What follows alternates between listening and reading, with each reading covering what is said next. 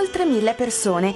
La Basilica di San Marco domenica pomeriggio era gremita da centinaia di coppie di sposi, accompagnate da figli e nipoti, riunite per la 32esima festa della famiglia. Il tradizionale incontro annuale tra le famiglie della diocesi veneziana, presieduto quest'anno, in attesa del nuovo patriarca, dall'amministratore apostolico Monsignor Beniamino Pizziol.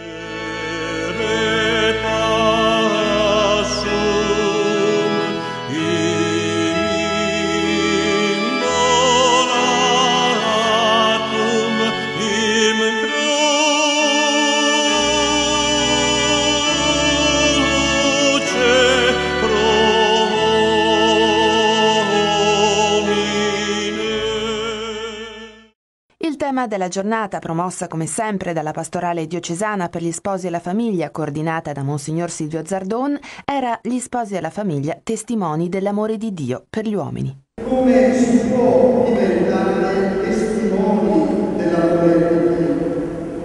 E nel cercare la risposta a questo interrogativo cruciale per la nostra vita personale, per la nostra vita di coppia, per la vita dell'intera comunità cristiana. Ci lasciamo condurre come nostra attitudine quasi per mano dalla parola di Dio che abbiamo proclamato e ascoltato. Oggi sono rivolte a voi le prime parole pronunciate da Gesù secondo il Vangelo di Giovanni. Che cosa cercate? È una domanda inquietante rivolta a me vescovo oggi, ai sacerdoti, ai diaconi, agli sposi, a tutti i fedeli qui presenti.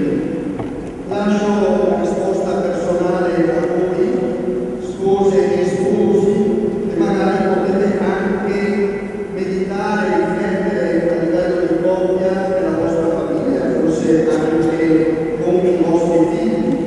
Che cosa cercate? Che cosa cerchiamo?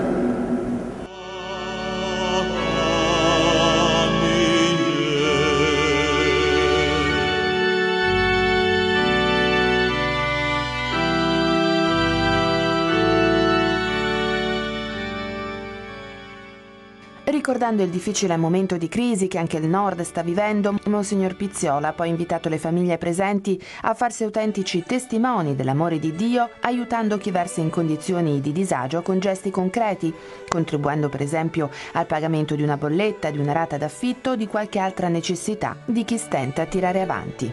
Dal Vescovo di Vicenza è arrivato anche l'invito a sostenere il nuovo hospice per malati oncologici terminali in fase di realizzazione a Mestre, una struttura destinata ad accompagnare i malati fino alla fine in modo umano e dignitoso.